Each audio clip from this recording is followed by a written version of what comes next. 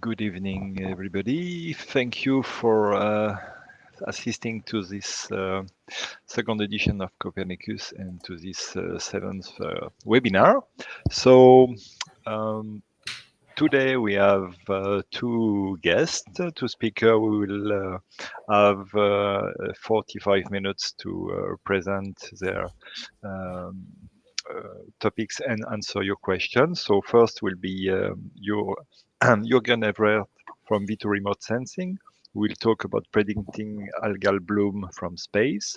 So we will have a 20-minute presentation, and you can ask your question. You can already write your question during the presentation. We will select them at the end of the first part.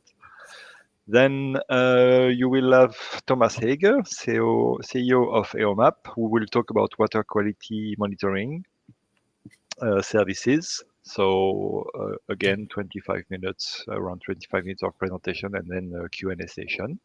So we are really happy to welcome you. Yeah, I will give the floor to Jürgen for the first part. So Jürgen, you're welcome. Thank you. Good evening to all of you. So today I will talk a bit about predicting algal blooms from space. And there's really two parts about that. One is, let's have a look at what Sentinel-2 images look like, really. And then the second part is going to be how do you build an application on top of that? What are the difficult things to do, and where do you need to pay attention? But let's first have a look at Sentinel-2 images. As you know, Sentinel-2 records light reflected from the Earth in different spectral bands in the visual range and the infrared at different resolutions, 60 meters, 20 meters, and 10 meters. And this is the 60-meter band in the blue. And of course, you don't see any blue in here because we only show you the intensities of the radiation received by the camera. As we go through the bands, this is a 10-meter resolution band in the blue. If we go to the green, you see that things look different, and if you look at the red one, again things look different. And when you combine the three colors, you'll get a color image that will allow you to interpret the image easily. But of course, as we go down in this time in 20 meters resolution in the infrared part of the spectrum that we cannot see, you'll notice that the sea in front of the harbor of Zeebrugge becomes extremely dark, and that really means that light emitted from the sun and gets absorbed in a significant way by water. And so, if we want to do anything with water quality, we'll have to make sure that we resolve this problem. Now, and as we go down, things look different still, and in the shortwave infrared, things look they may still look understandable to us, but I'm not sure that it really is. Now, all of the images that I've been showing you were optimized to show details on land. As we now look into the water, the good thing about Sentinel-2 is that it is a camera that records very high dynamic images and can resolve that. So as we turn up the exposure time, as it were, we can look for details in the water. And of course, when you do that, it is as if the land gets overexposed, but you start seeing structures in the water that previously were not visible. So that means that, and we can go on, and we have to overexpose land to keep on seeing things in the water. I think I'll go through that. And when you combine the different three different bands, on the left side, it's the red, green, and blue band in the 10-meter range. You can either optimize that for land, and then you see a lot of detail in the land, or you can optimize it for water, and you see even more. Or you could look at different color combinations, for instance, using the bands in the red edge, and then either when you optimize it for land, you won't see anything on the water, and vice versa. And that is the first part that I wanted to touch upon. These images are very full of very confusing details, and so the raw imagery is very hard to interpret. And so if we want to do anything useful with that, we need to transform that into some physical quantity. So we need to convert the digital numbers that are recorded by the camera into physical quantities, watts per square meter of radiation and entering the camera.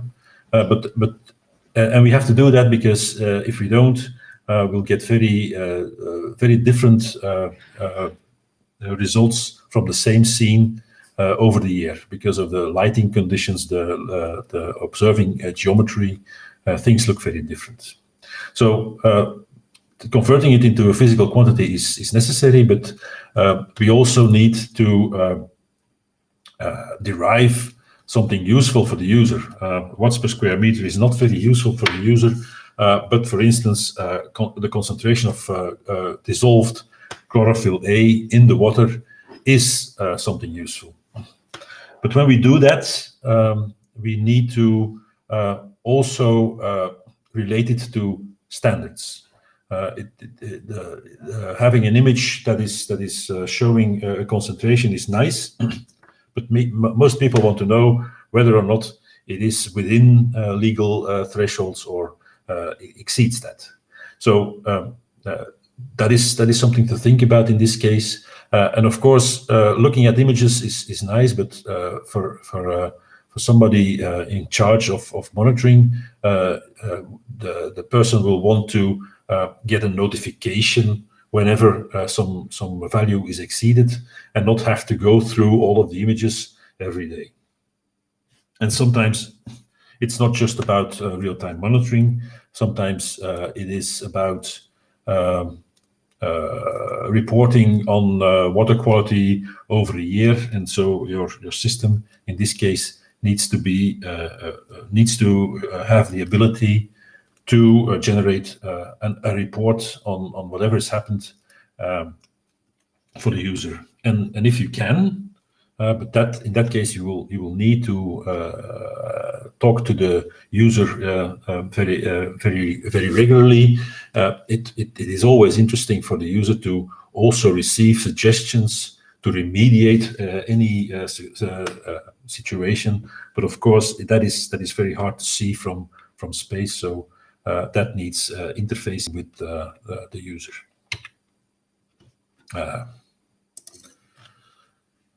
Let's have a look at a website that does the first part. This website is currently active and using Sentinel-2 data. And on the left side, you can see that you can choose between the true color image or a map of suspended particulate matter or chlorophyll A. And of course, it's not the same. And you can do that from different sources. So in this case, we've done part of the work. We've converted into physical quantities, and we've calculated the concentration of chlorophyll A. And probably looking at the colors, you'll get worried when you see these purples because they look very high. But right now, I have no idea whether or not that is a problem for the Dutch authorities. This is actually Neeltje Jans part of this an artificial island in the Netherlands. So showing this is part of the solution. Showing it in another way in a demo that we've developed for the Flemish Environment Agency, we've taken it a step further. So on the left side, you see an image of the chlorophyll A concentration on a lake in Flanders, and the color scale already shows that we have very high values. But why are we showing this image? It is because on the right side you see that we have bars in the graph, and every bar represents an average concentration during an observation by Sentinel-2. And this one is selected automatically to show the highest concentration, and you also see that we have this red line that indicates what the legal threshold is for safe water. So in this case, it is exceeded many times, and you can see that this is easily shown. Also, look at the two dots on the left side of the lake, where water samples are taken, and you can also see them in the graph. These are the circles that you see. Now, it is impossible for the Environment Agency to take water samples every 5 days or every 10 days. So they have recognized that having these satellite images, even though they're regularly covered by clouds, it's still a lot higher repetition rate than they can achieve with water sampling. And so there is an added value for the Environment Agency. They have more measurements, and the fact that they have an overview of the lake itself shows them that the distribution is not uniform, and that sometimes they may take water samples and think that the water is safe, even though a bit further down, a bit further across the lake, it may not be. So another thing that is important is on top. Okay, it's in Dutch, but we do take all of the codification that the Environment Agency uses internally along, because if you want to convince the user, you have to talk the language of the user, and by doing so, you'll get easier acceptance. For the Irish Environment Agency, we had to do a monitoring of lakes, and they wanted us to calculate a number of indicators based on Sentinel-2. You see the same lake calculated in different ways, and they wanted to have point measurements extracted from these images and make a graph, a temporal graph from that for their purposes. So that is something that you can do, and the Environment Agency uses that to report to do their legal reporting. But of course, this is done at the end of a year or at the end of 2 years, and it doesn't really help for real-time monitoring. And besides, it's very hard for non-specialists to do anything with that. So thinking about the user and going to a very high level of information extracted from the data is important, and for that you need to be able to crunch the data. And there's a lot of data, and this is an overview of all the data that we store of Sentinel-2 in Terrascope, and you see these all these little patches are 100 by 100 kilometer square tiles, and the color indicates the average cloud cover. And of course, that is not the same if you're living in the Mediterranean. You'll get lots of sunny days at noon. If you live in Iceland, it is not the same. And this graph is not really representative of the true cloud cover, because earlier we used to download all of the scenes regardless of the cloud cover. But if you look at the histogram of cloud covers, you see that lots of images are covered with 95% cloud or even more, and these are totally useless. Even if there are a few gaps in the clouds, the ground that you see is probably covered by the shadow of a cloud, so it makes no sense to download that. And that is why we decided when we switched our coverage to the whole of Europe, to only download data with a cloud cover less than 95%.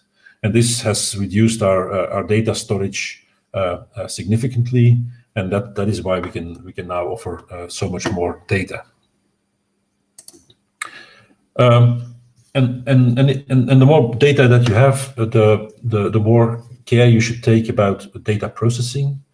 You have to really automate everything to the extreme. The production workflow has to be totally automated and proven. And because if you need someone to monitor that or look at that every day, it is going to be very expensive. Computers running 24 hours a day are cents per hour, but having someone look at the data every day is expensive. So you need to make sure that everything runs smoothly automatically, and that means that whenever you change anything, it has to be regression tested, so that you know absolutely certain that nothing's changed in the way the products are calculated. And if you find a problem, you need to make sure that you find them immediately, fix them quickly, and then make sure that they will never happen again. Of course, not everything that goes wrong is something you can have an influence on, because sometimes formats change, and then suddenly everything breaks down. But again, that is something you should be able to predict and work for. Finally, when you talk to the user, make sure you manage the expectations. There's been years and years and tens of years that the remote sensing community tried to convince the users that they were providing a solution to all of their problems, and of course we can't. We need the expert knowledge of the problem owner himself to get to a real solution. So don't try to oversell. Always make sure that the user knows exactly what you want to, what you can do and what you cannot do.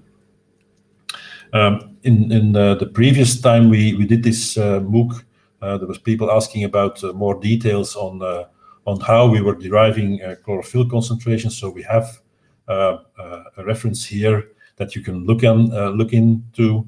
And if you were wondering, can you do the same from a drone as compared to a satellite? Yes, you can. And there is actually a webinar done by some colleagues of mine that you can watch if you like to. And in conclusion, I would like to take the opportunity to make an advertisement for another webinar. If you want to know more about Terrascope, and it's a platform that provides data, but also cloud processing and web services and so forth, we are organizing 2 webinars in December. One is more introductory, the second is more in detail, but you're welcome to participate if you like to. And with that, I would like to thank you, and the 20 minutes are almost over. So if you have any questions, please ask them and I will try to answer. Thank you, Jürgen. So we'll switch to the Q&A session. So for those who are interested about the webinar Jürgen just presented, don't forget that the recorded session is recorded, so will be available on Moodle after that. so you can always find the links there. Yeah, so now it's time to ask question, and as soon as I got some, I will put them on the screen so that Jürgen can answer them. So Okay. we'll let you a few seconds to write them. Okay, first one. Yeah, what would be your approach to monitoring a river estuary from sedimentation if there is a runoff from a logging operation next to the river? What measures? Well, the river will have a seasonal, probably discharge of sediments, and if the logging operation started later than the first observations from satellites, you could use that the earlier observations to get an idea of the natural variation, and by doing so, you could then use that to see how much the logging operation contributes to the sedimentation. So you can certainly acquire sediment, total suspended matter measurements from satellites.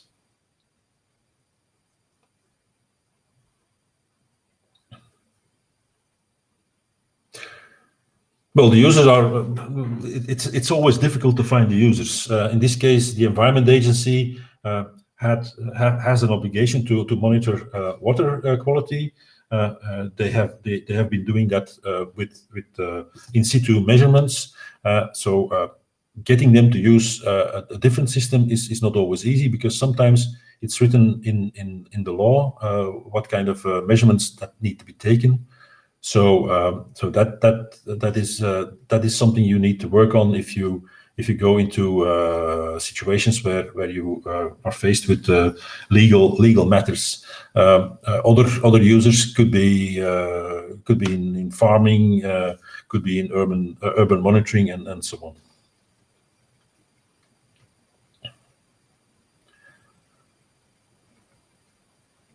Well, if you want to monitor algae blooms, it would be ideal to detect the cyanobacteria directly. The trouble is that the current Sentinel satellite imager does not have the ability to do that. We are lacking spectral bands in the right region to do that directly. So we are using the chlorophyll A concentration as a proxy to or a predictor to algae blooms.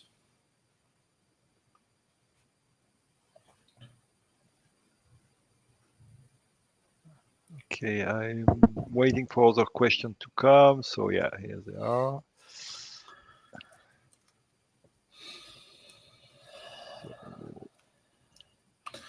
Regarding the workflow from raw instrument, I'm taking it. Yeah. Well, the hardest step is automating it. Every single step that you need to take has been developed, has been published about. So in scientific literature, you will be able to find all of the details that you need to do all of the different steps. But making that into a workflow that works without any interaction of a user or an operator or anything like that is really key, and that is, I think, the hardest thing to do. We've developed workflows for years, and sometimes you keep on working for months just to get to this totally automated state.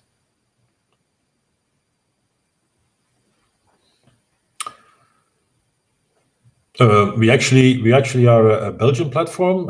Most of our services, well, most of the data that we have also covers part of the whole of Holland. We are actually a platform that other people can use to construct their services on. But on the other hand, Vito is a research institute and is always looking for projects. So if you have ideas or questions, you can always approach us, and we can always talk about that.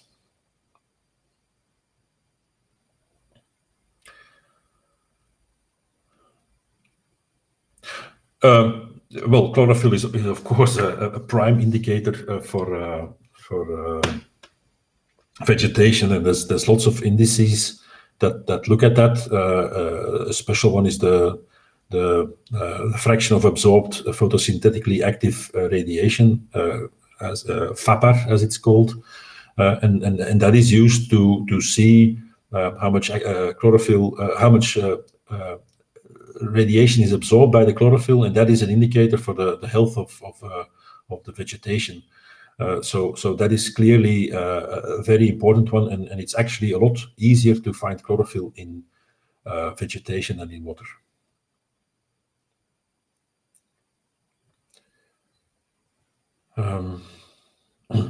Well, we do go and collect data samples in the water to calibrate our systems, but it's very hard to relate, because taking a bottle of water at some location and comparing that with a pixel that is at least 10 by 10 meters squared is not simple, and the satellites have a positional accuracy of about 1 pixel, so it could really be 10 or 15 meters off. So and then you would need to take it exactly at the overpass of the satellite. So getting that in a homogeneous way is difficult. So I don't think we really need a very high positional accuracy of our sampling to be good enough.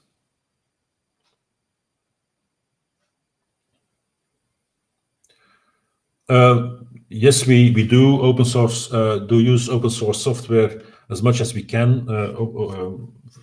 We use a lot of softwares like Snap for Sentinel data processing, and there's a wealth of Linux-based softwares that we use to do all of this automation, but I wouldn't be able to name any of them in detail.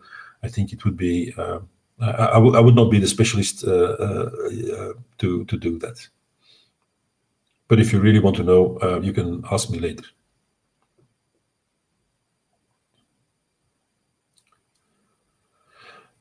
Can we monitor rivers are safe for swimming? Well, it's not easy. Because if we detect chlorophyll, it is usually a precursor. When the water turns green from algae, it's obviously not safe for swimming. So yes, in some cases we will see something that is certainly not okay, but I wouldn't be able to guarantee that we would have a sufficient success rate to use this to be absolutely sure. Can we monitor currents? Yes, of course. If you look at the waters, for instance, the Scheldt River in Belgium, it is a tidal river, and of course the overpass of the satellite is always at a different stage of the tide. You will see that you will see plumes of sediments going one way or another, and that is an indication for currents.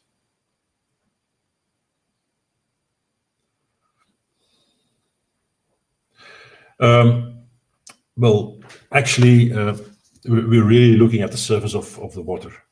It's not like we're able. Well, we can see a bit into the water, but it is very difficult to do. We're really talking about surface concentration, calibration techniques. That is, I think, a bit too much of a technical detail to go into now. But you can certainly send me another message, and I'll try to answer in a more comprehensive way.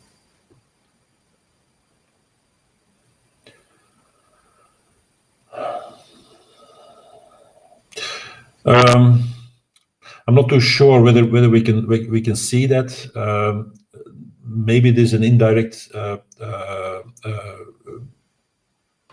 link between runoff from nitrogen or phosphorus from agriculture into rivers that would create vegetation growth or something else that may be visible. I don't know, but there might be, but I'm not too sure.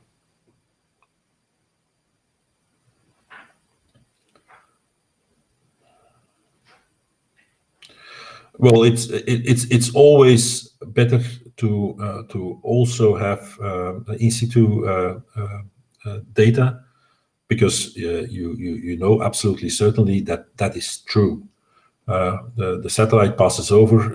There are a lot of atmospheric influences that disturb the signal. So yes, I think we can detect chlorophyll in a very accurate way, but certainly not as accurate as any in situ analysis would do.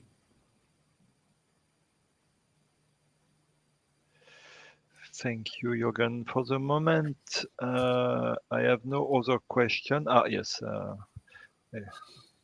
one is coming. So don't hesitate to send your question in advance so that we have them in the queue.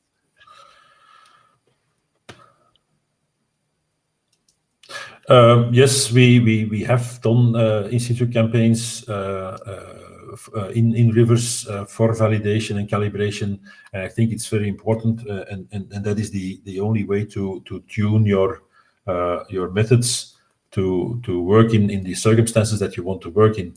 An algorithm tuned for the North Sea in Belgium is certainly not always appropriate. For instance, if you want to monitor water quality in a lake in Hungary or the Mediterranean Sea. So visual calibration locally is important.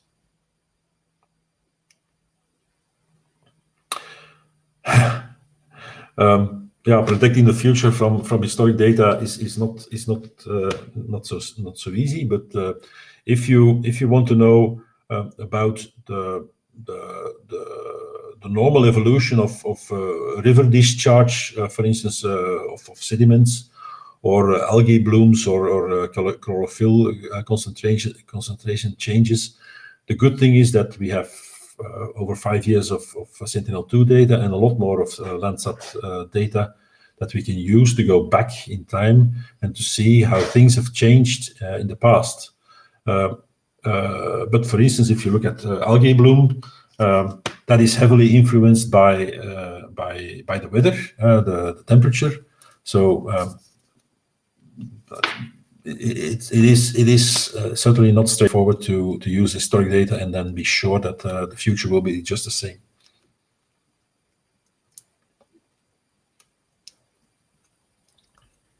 Thank you, Jürgen. So no other question from the participant. We still have a few minutes if you want. Okay, I think that will be it for today. Okay. So thanks a lot, Jürgen, for your presentation and your answer. And I will give the floor now to Thomas Hege. So I wish you a very nice evening. Yes. Thanks Thank a lot. you. Hello, Thomas. Hello. Good evening all together, or wherever you are. Good morning. Do you hear me? Does anybody hear me so far? So my mic is on. Hello. Does anybody hear me? Yes, I can hear you definitely. Yes. Okay. So can I start my presentation? This is just one quick feedback that I'm really connected. Another one. Okay, I start talking. So this talk is as well about remote sensing and satellite-based services on water quality. It may go beyond than what Jürgen before presented, with focus on algae, phytoplankton monitoring.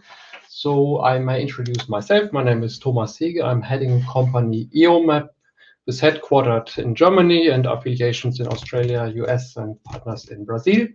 And we are doing such remote sensing satellite-based environmental services since 15 years, and also the technology that we are working on since the German aerospace center times is since 20 years old. So let's move forward. I hope you see in the main presenter's screen the slides. So first of all, I want to expand a little bit the parameters that we can look from with respect to water quality. So not all water parameters from remote sensing sensors. So which water quality parameters else can we provide, which frequency resolutions, because spatial and temporal resolution is crucial for many clients and applications. So if you use just one satellite sensor, that's different as if you use many at one time, because then you have a much better spatial and temporal resolution. And for many applications, you need a very high resolution. And then, of course, you always have absolute relevant requirements on the quality assurance. And that's relevant in remote sensing, as you heard also before.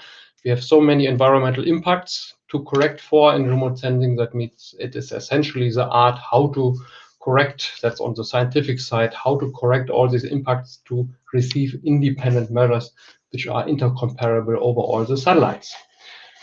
Next slide. So as company, we are working in different water-related sectors.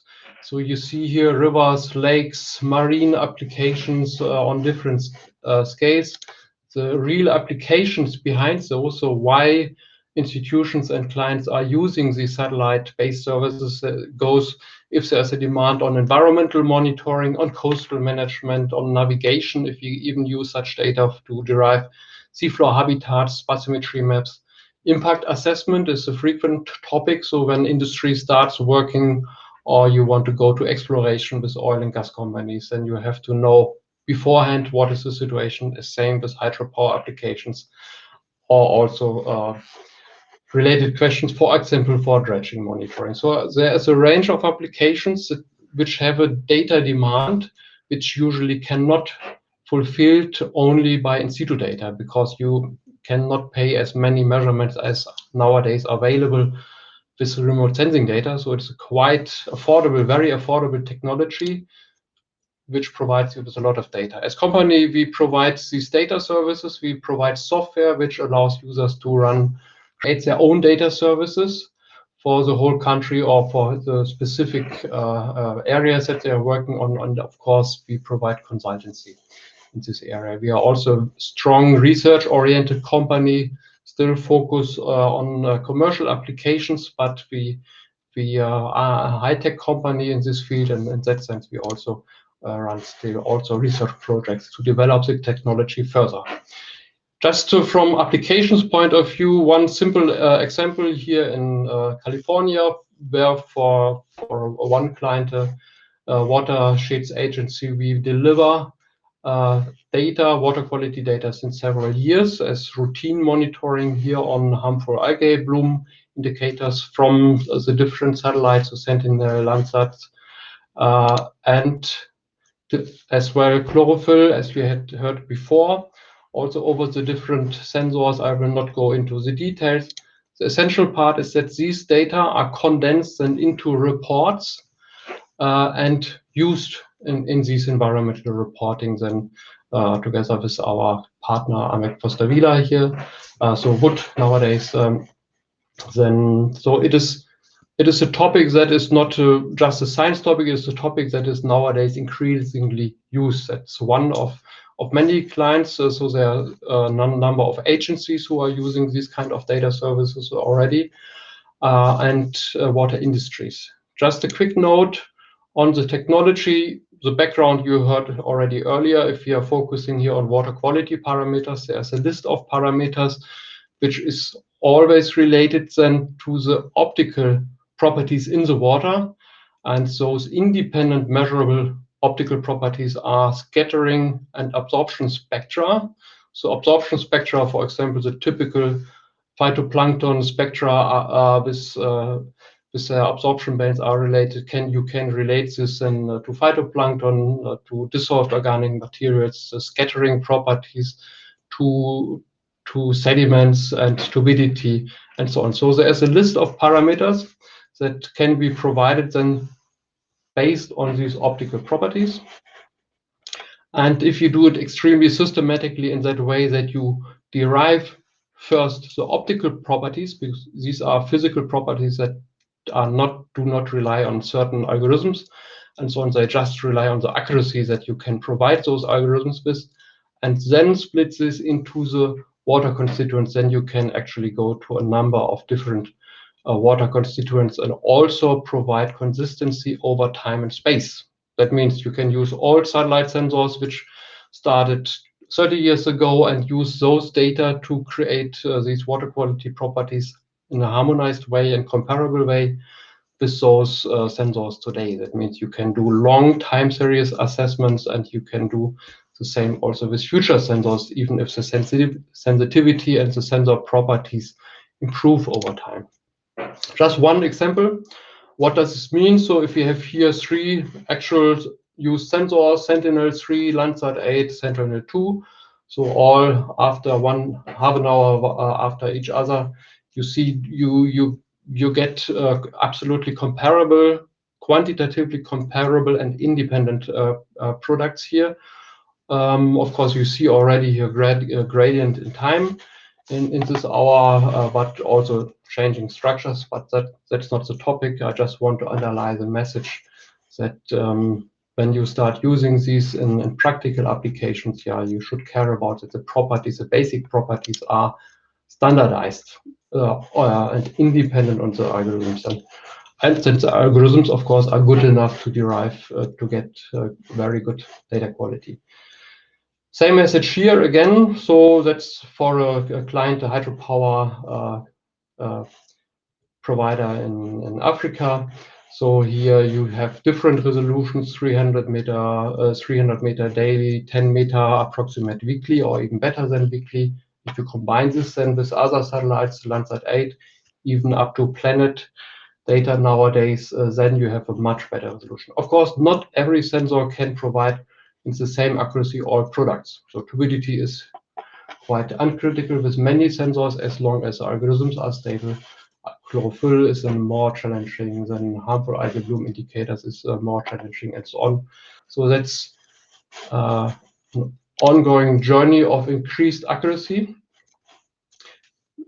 Another item very relevant is how do you access those remote sensing data, because just with within one satellite scene, you can have millions of single measurements already. That's of course an overkill for users who are not experts in digital data processing or geospatial systems. So this question how to make it easy on one hand side, but on the other hand side also have the right balance between quality assurance and data coverage, because as more strict you have to flag data, as less data you also have. So here one easy concept to understand is you can, of course, define virtual stations on online platforms, which we provide. So just web browser, click on the map and get values and time series. I may show later if there's interest in the discussion. You have so many data layers behind that.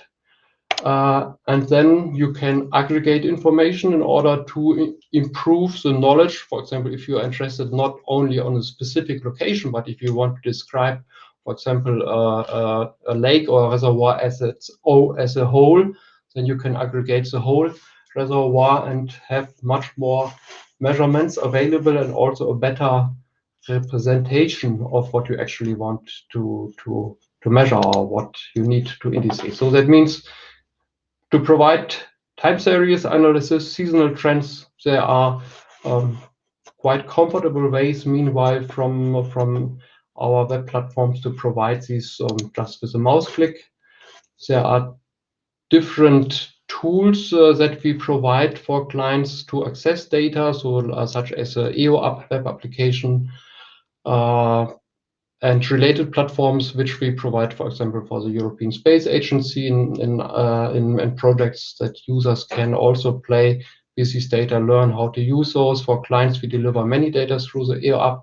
Increasingly, we also license the online production system, Eolytics, water quality, Eolytics SDB for shallow water applications, to run your own analysis in a quite direct, easy manner. So these Eolytics platforms are already directly connected to the satellite archives. You don't need to install anything, but can run your time series analysis over any areas of interest.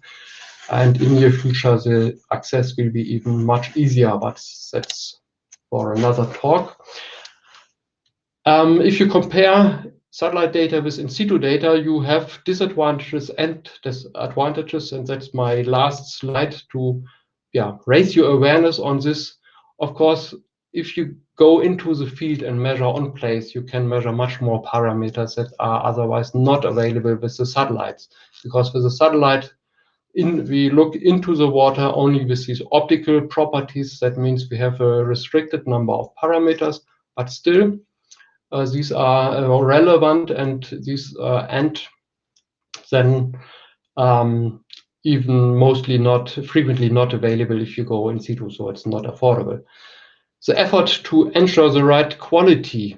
So with in situ data, there are the available protocols and mechanisms. Still, it is also here a job to provide really consistent data over countries and over different state borders. Even in Germany, we see the differences between those in situ measurements. But with the satellite, you have a much higher technical effort to really provide high quality and independent quality wherever you go, because the capability is to go independent if the methodology supports this, as our physical-based algorithms support this.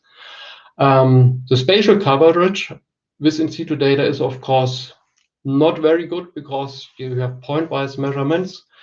With the satellites in the area dimension, it's of course great in many different resolutions. So that's a big advantage, and you can go anywhere also where you could otherwise not go with your in situ stations, many for some reasons. The temporal coverage, if you have an automatic probe in situ, is of course excellent. That cannot be achieved by satellites. By satellites, the maximum nowadays is 2-3 times per day with some luck, but the usual temporal coverage is something several times, up to several times per week, depending on the cloud conditions. But still, under the normal conditions, you have in situ measurements maybe 5 times, 10 times per year for well-monitored waters. With sampling on place with a satellite, you already nowadays have in most locations something between 20, 100, and partly even more measurements per day. You see here a small graph in this slide of actual monitoring for a client, where we have typically now between 50 and 100 measurements for each location in his area of interest reservoir. So the temporal coverage nowadays is already great, combining many of those satellites. And you can go to the past, so historic measurements, of course, if you didn't do this earlier with in situ measurements with satellites, you still can do using the old satellite records back 30 years in time. In that sense, also the affordability is great, not only if you cover whole countries, even if you go for single local stations due to this high automation. Nowadays, it is extremely affordable to start just with a few thousand euros or dollar to have a monitoring of 1 year of certain visualizations. That's, I think, even not comparable with in situ costs. Yes, and then it's very safe. I think there are good arguments to start using this if there's a demand, and I think you are also welcome to come back to us anytime. The last slide is not opening, at least on my side. So please contact me and my colleagues here. For example, my colleague heading the water quality section, Karin Schenk, or me to contact us directly or take part of the webinars that we also have on on the webpage available. And I hope you have already some questions right now to discuss further. Thank you. Thank you, Thomas. So we will switch now to the confirm mode, and I will take some questions. It will come now.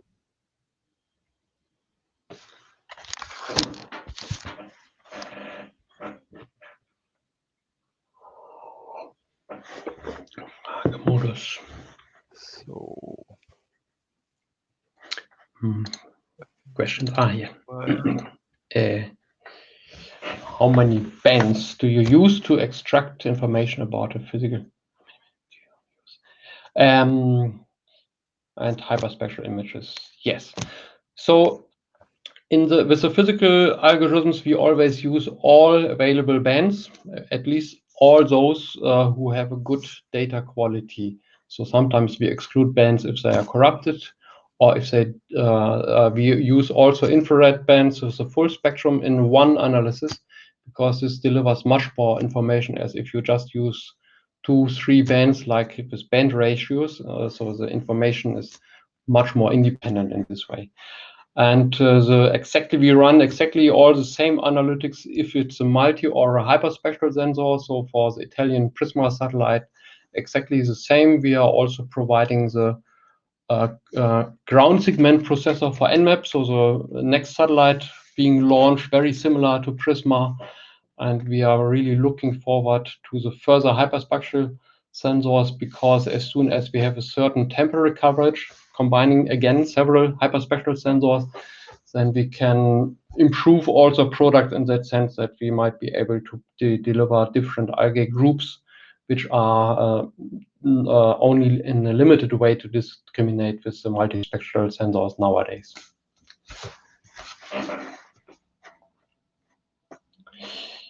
Analysis. Yes, that's exactly the item that we provide for different industries and agencies. So frequently we condense those data already into reports for those clients, or we condense this into the level that the clients want to work with. So there's a very large range of requirements. What means analysis ready data? Some clients, a few clients only just want the original full resolution products.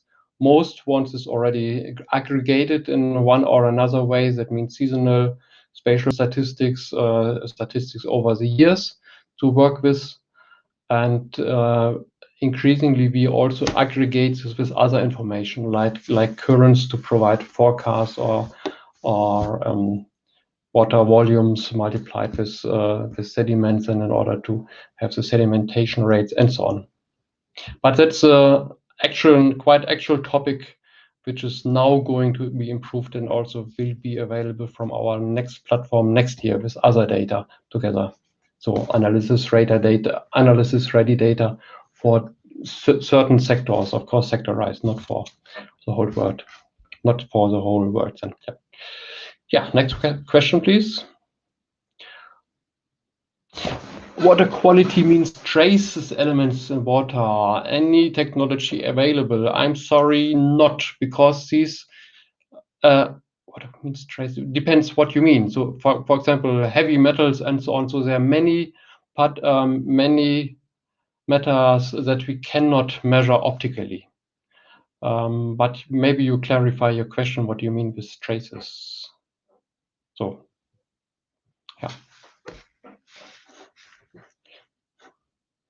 So, do you use any GNS devices for your in situ calibration control quality? So, in the past, and still sometimes we participate on the validation campaigns, but that's no more our regular business. Mostly clients have validation data from their regular validation or measurement sites if required. First of all, the data that we deliver do not need calibration by themselves, because I said they are based on physical optical properties. So that means they come consistent as they are. But of course, then for sensitive products, so if we have specific algae types and so on, in situ data can improve this, and then we BU source also.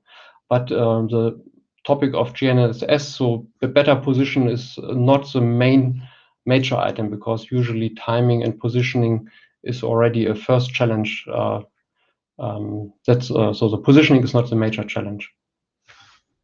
Next item. Regarding quality between in situ and satellite products, I would control and use carefully vetted.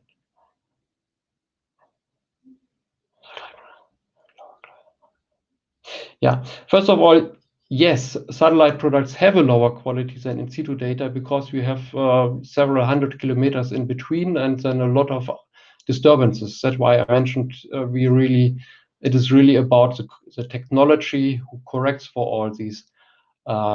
Still, you have so many more measurements from the satellites in space and time, which with available accuracies nowadays already describe most aquatic systems better than in situ measurements only. So that means you have to discriminate how many measurements you can afford in situ and how do you describe them. For example, the seasonal tendency in a reservoir or in a lake. And with remote sensing, you in almost all cases, meanwhile, you have many more measurements. That means you have to compare.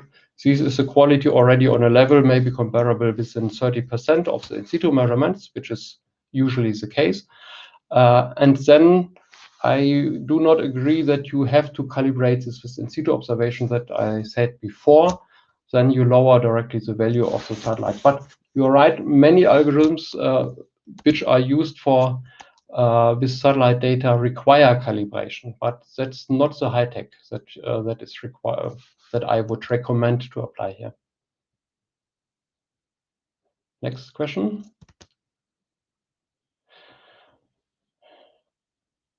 Yes, yeah, thank you for this question. Considering that the satellites carry different sensors and different spectral bands, how to make this comparable, that goes back to exactly the item that if you use empirical algorithms or not fully physics-based, then you will have differences in the products if you apply this to different satellites. But if you apply fully physics-based algorithms, which we apply, then these algorithms independent, so they take fully into account the different bands, but they calculate the in-water optical scattering and absorption properties. And these are, well, of course, at the bands of the satellite sensor. But then you have a range of comparability that you can really compare then also the bands, the products. So for example, maybe the sensor, most sensors have then, yeah, red, green, blue bands, minimum 3 plus and some infrared bands. With these, you can describe in a very comparable manner, well, and more bands than the scattering comparable turbidity measures, and also for the absorption properties of phytoplankton with 2-3 more bands, of course. But welcome to clarify this further if this is not yet clear, because it's relevant to understand the harmonization level that you can provide with state-of-the-art physics-based algorithms and which you can provide with empirical algorithms, which is quite a difference. Next question, please.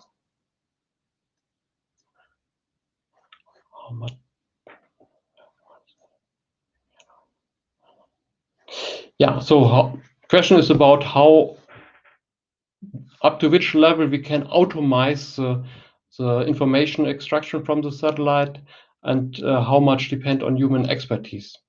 So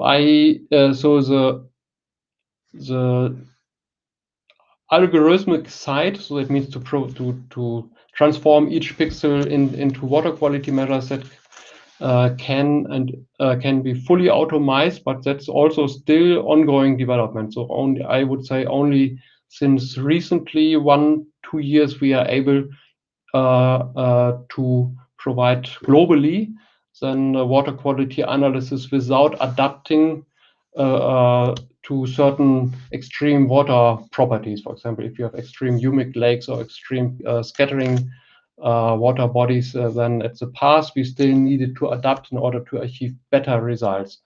Nowadays, it's already, that part is also automated, but still you have a lot of the quality control, which is also automated nowadays. But if you want to have assurance on each pixel in the full resolution, then there is still manual work in these days required. But I would expect that these will be reduced in near future already, that we have a fully automated, at least for the aggregated product, that's nowadays already fully automated.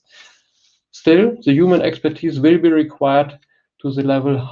In which level do you need this information ready for further analysis?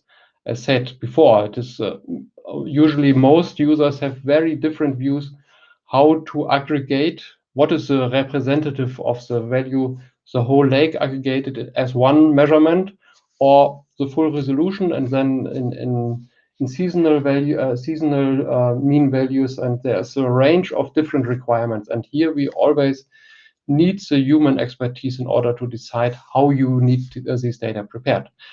But I think that if you will follow up what we will provide from next year, there is a very good level from platforms where users can decide on their own with their expertise how I want to post-process those data to get the right quality, the right aggregation, and the right formats. That means, and all the processes behind that will be automated, which means quite affordable costs. Next question, please.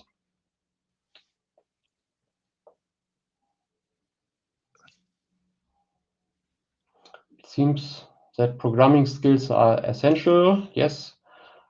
In your company, how important is your expertise compared to programming skills, the balance? Well, we have both. We have several physicists working on the deep algorithm sides. Of course, they transform their knowledge into programs as well. Then we have IT developers who make all the post and pre-processing, package the processing change into virtual Dockers and virtual machines and put it on the clouds. So there we need all, and we need as well the remote sensing experts with the daily expertise where these data are delivered to clients in order to know, okay, how we need to better process and deliver all those data. So I cannot rate any. We need all those expertises from IT over direct services, over client knowledge, and the deep physics knowledge in order to have really the algorithms on the highest level. So at EOMAP, we have all these, we profit from all our colleagues from different teams here. But nice question. Okay, any other question? I've seen at the end of the list for the moment, so I give you, yes, I see another one. So don't hesitate to send your question already. You focused on any region? No, when we started the company 15 years ago, so when I went out of the German Aerospace Center, where I focused in research and focused on inland waters in Germany, after we launched the company, we directly worked in other regions. So the business started actually then, in the Mediterranean and Australia. So we work in quite a lot of countries. That's the strength of remote sensing, of course, and also we appreciate really this international exchange and the different cultures that are meeting there. It's a great honor for us. Yeah. So everywhere. Next question. How did I be? Yeah, thank you. Funny story. So I'm a physicist by education as well. And with my diploma thesis, I went into a limnological institute. They have a very big interdisciplinary project where also many disciplinaries work together. So biologists, hydrodynamic modelers, physicists, and so on. And this was just the luck that over the time I went in the research career through different of such institutions, always water related and came to this also the remote sensing to the German Aerospace Center, where I was working more than 10 years. So that means just the luck of the application side after my studies, and that is also a great pleasure.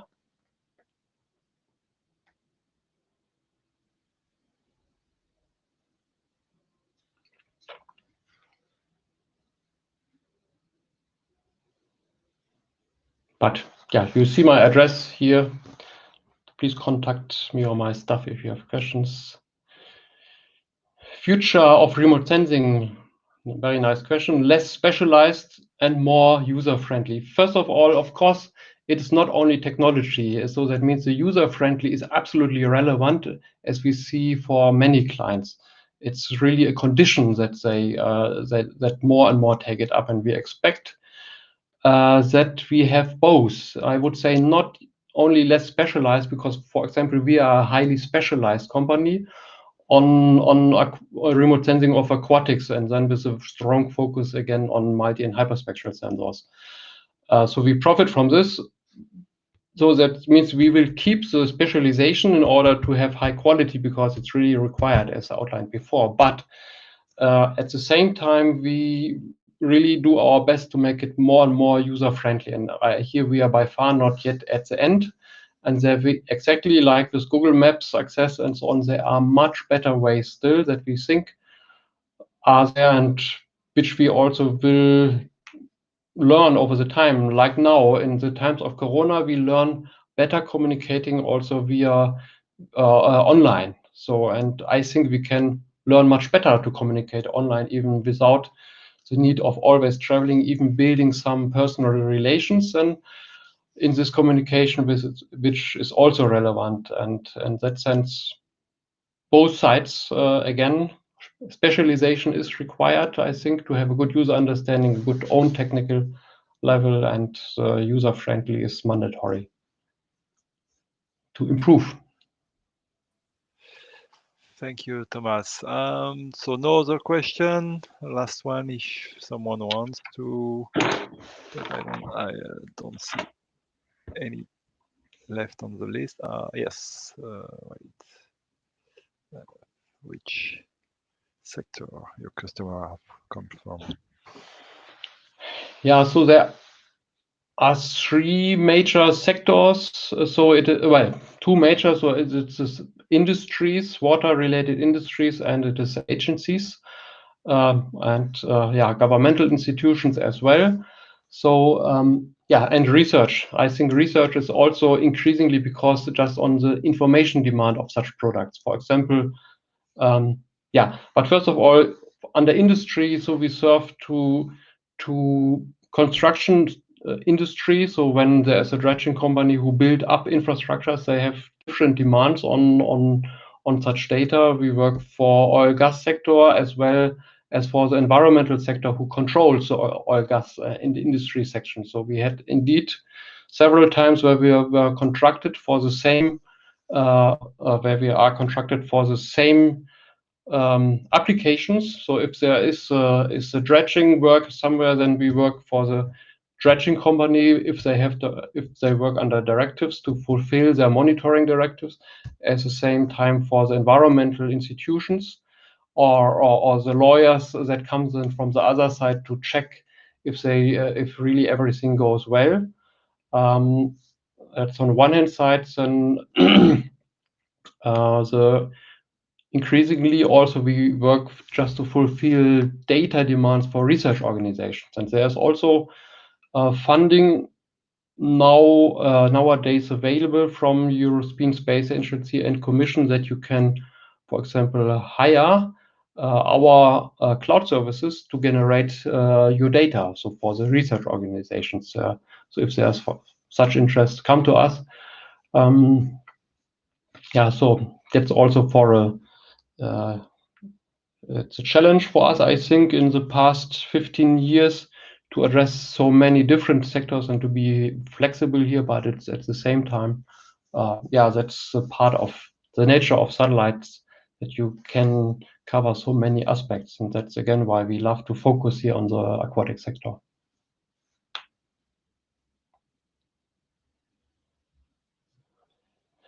the better merging of the specialists with end user.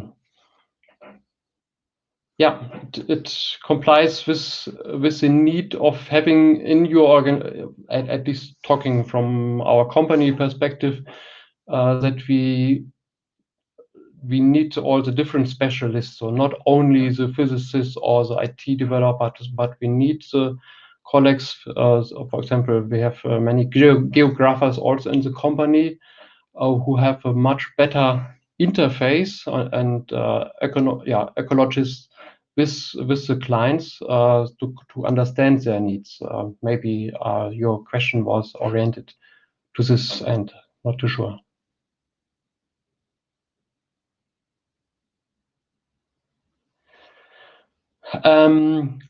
The industry, the question is if the industry is still reluctant to use Earth observation data, but same question would be to agencies and other organizations. It's has been and it is still a process for many organizations to understand and implement this increasingly. So in the last few years, there was really a change, but still the full market is not yet taken. That means this understanding EO as just measurement device is only maybe to a first fraction, maybe to 10% maximum yet there. And I would say in industry, the understanding is already even larger because they look just very economically to this. If there is a benefit of using those data because they can then better plan the project, more accurate, have less risks on all levels, costs and also safety for the people.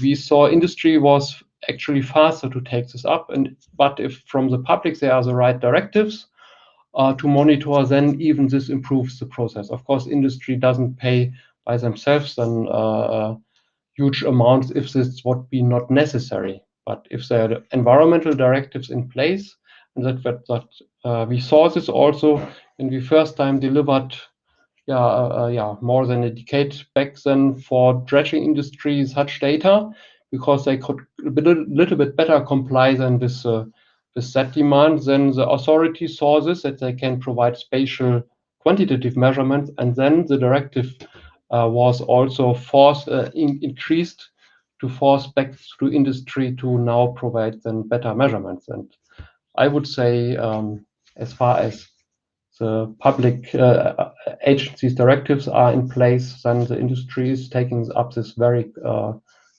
fast. And in the past, they were faster than the public agencies, I would say.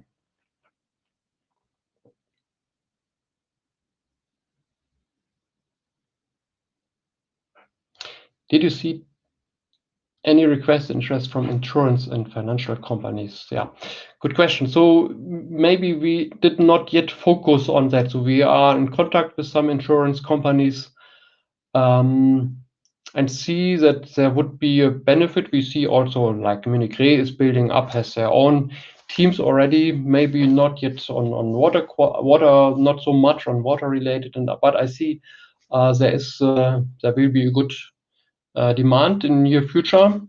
We just didn't focus so far, but it will come because it has to do also with how easy it is then to directly access wherever in the world data which you might require to estimate the risks with certain activities. So I think that comes at next step. Thank you, Thomas. So I think that now we have reached the last question for today. So I think we can close the webinar if nothing is coming. So thanks a lot for your presentation. As Jürgen did, you did a very, very nice job for the second edition too. And I've seen you have generated a lot of questions. Yes, so this recording of the webinar is recorded, so it will be available on the Moodle platform. So if you miss some part, I have seen some people had some problem with the sound at some point, depending on what they were using. So you can still catch it on the MOOC platform. So I wish everybody a very nice evening, if it is the case for you. Otherwise, good morning for the one who connected from other region of the world. Thank you, Thomas. Thank you. It was a pleasure to be here with you. Goodbye. Thanks a lot. Bye bye.